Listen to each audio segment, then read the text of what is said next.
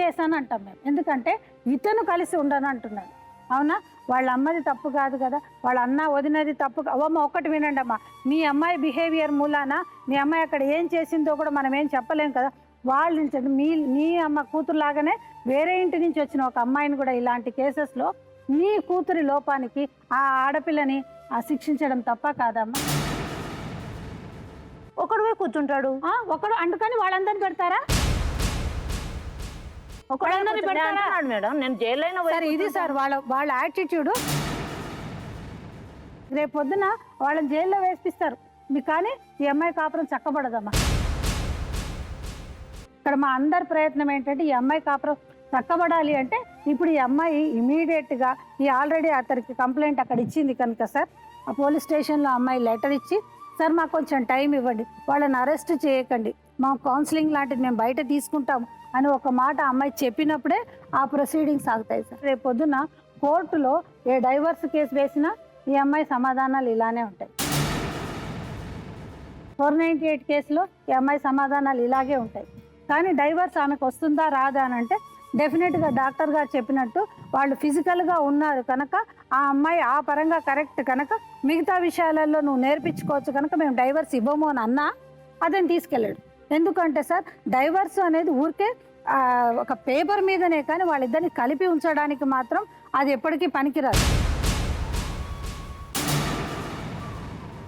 మీకు ఒకటే ఆప్షన్ ఉందమ్మా, ఆయన జైలుకి పంపిస్తావా అమ్మా, నువ్వు మీ ఆయనతో కాపురం చేస్తావా? కాపురం చేసుకోవాలను.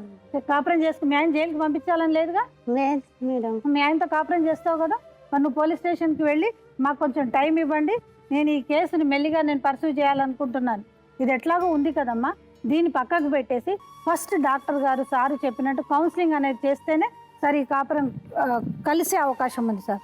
లేదు అని అంటే మాత్రం ఆ అబ్బాయికి ఇంకా కొంచెం దీంతో పాటు ఆ లీగల్ ప్రొసీడింగ్స్ ఇవన్నీ ఫేస్ చేస్తే ఆయన్ని ఈ అమ్మాయితో కల్పించే ప్రయత్నం ఇంకా కొంచెం మనం దూరం అయిపోతామేమో అని అనిపిస్తుంది. కాదు నాన్న, మాట చెప్తా నాన్న, ఇవన్నీ నువ్వు వింటున్నావు కదా, నీ అభిప్రాయం ఏంటి నాన్న? ఇట్లే ప్రాబ్లం అంటే నాకు లేదు సార్, ఇట్లే ప్రాబ్లం అంటే నాకు ఇబ్బంది లేదు.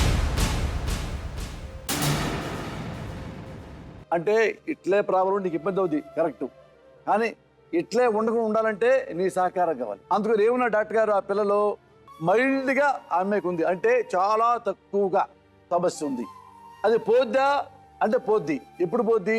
నువ్వు 4-5 ఏళ్ళు నీ భార్య నిజంగా నా బిడ్డ అనుకుని నువ్వు ప్రేమిస్తే, నా బిడ్డలాగా అనుకుని నువ్వు ప్రేమిస్తే, నీకెంత త్యాగశీలత ఉంటే, నీకెంత సహనం ఉంటే, నీకెంత విశాల హృదయం ఉంటే ఆ పిల్ల బాగుపడుద్ది, మీ ఇద్దరు బాగుంటారు, మంచి పిల్లలు పుడతారు. లేదు వెళ్ళంగానే నిన్న గంట కట్టారు, నీ బుద్ధి లేదంట, నీతో ఎట్ట కాపురం చేయాలి నేను అన్నావు అనుకో, ఈ అమ్మాయి డబల్ అయిపోయింది, కోపం వస్తాయి అమ్మాయికి.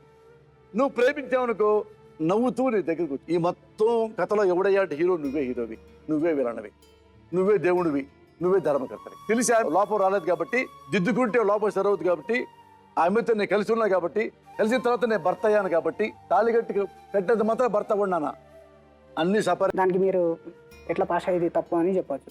ఆమెకు నేను పెళ్లి చేసుకుంటున్నా అని చెప్పిన, చేసుకోరా ఒకటి కాకపోతే 4 చేసుకో, నేను మళ్ళా నాకు ఫోన్ చేయి, ఎవరు రాని ఫోన్ పెట్టేసాయి అన్నది. చెస్ట్ పెయిన్ వచ్చి నేను తనలాడైనా సార్, నాకు ఇప్పుడు అంత ఇది వస్తుంది, ఏడ్చిన.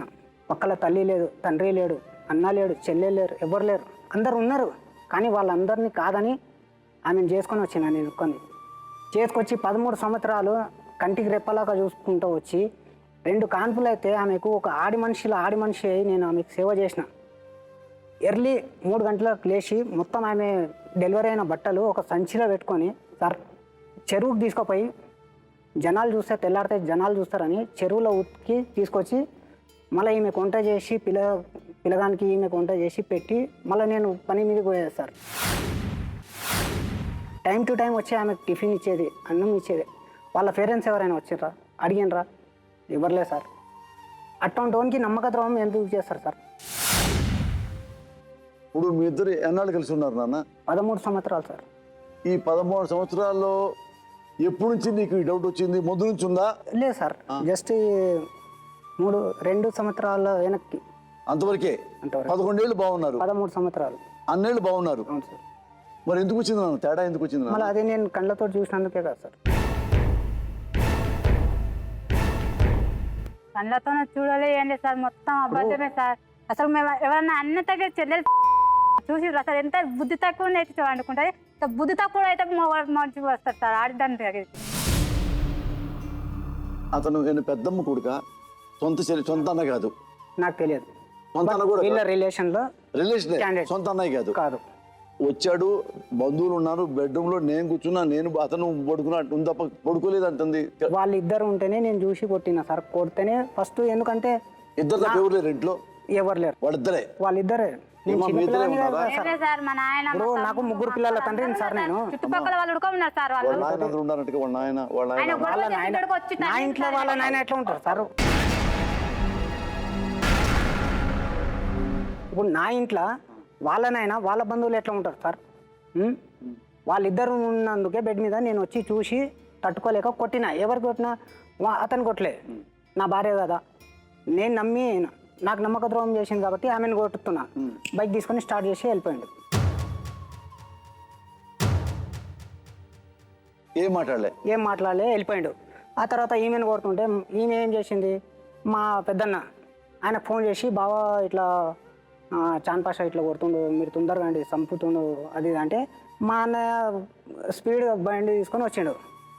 రాగానే ఇప్పుడు అక్కడ జరిగిన ఇన్స్టిట్యూట్ ఒక్కటేసారి నోరు తెరిచి మా అన్నకు చెప్పడం కానీ మా చుట్టుపక్కల ఎవరికైనా చెప్పాలంటే నాకు ఎంత ఇదవుతుందంటే బాధ, చెప్పలేని బాధ అవుతుంది. ఇప్పుడు నా భార్య ఇట్లా చేసింది అని చెప్పడానికి నాకు ముఖం చెల్లలేనంత ఇదైపోయినా, లోపలనే కుమిలిపోతున్నా. ఈమెను కొడుతుంటే మా అన్న వచ్చిండు, ఎందుకు కొడుతున్నావురా అంటే, ఇంకా ఆ మూమెంట్లో నేనేం చెప్పాలి సార్?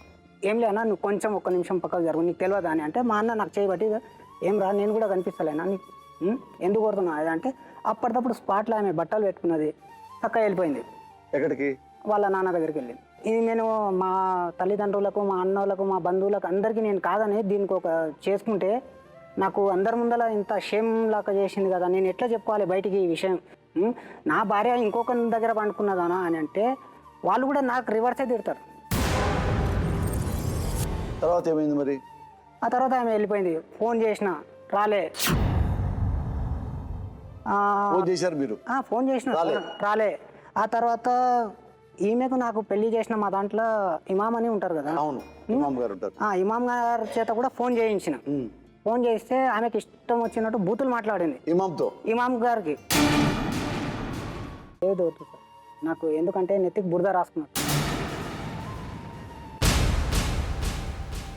ఇది ఒక్కటి కాకుండా ఇంకా ఏదైనా మీరు చెప్పినా కానీ నమ్మకం లేదు నీకు? లేదు, నేను ఉన్నాను కూడా. కావాలని తెచ్చిపోతావు. ఇప్పుడు మీరు ఇంత షో చూసే జనాలు ఉన్నారు కదా, అందరికి తెలిసేటట్టు మీరు ఒక్క ఇంత పేదం తీసుకొచ్చేయండి, కళ్ళు మూసుకొని ఐ లవ్ యూ రాజా అని తాగుతారు. నేను స్వయంగా చూశానంటున్నాడు కదా అన్న. చూస్తే ఎందుకు సార్, చూసిన మగాడు ఎవరైనా ఊపుకుంటారా సార్, పట్టుకోరా సార్? అతను కొట్టినప్పుడు నేను గొలకలు తాగి మందు తాగి సార్ పిల్లగాని తీసుకొని చచ్చిపోనికి తయారైన అడగను సార్. ఇప్పుడు తాగు, నేను తీస్తా. తాత మంది కాకపోతే నువ్వేమన్నా తెచ్చి సంతోషంగా తాగేస్తా.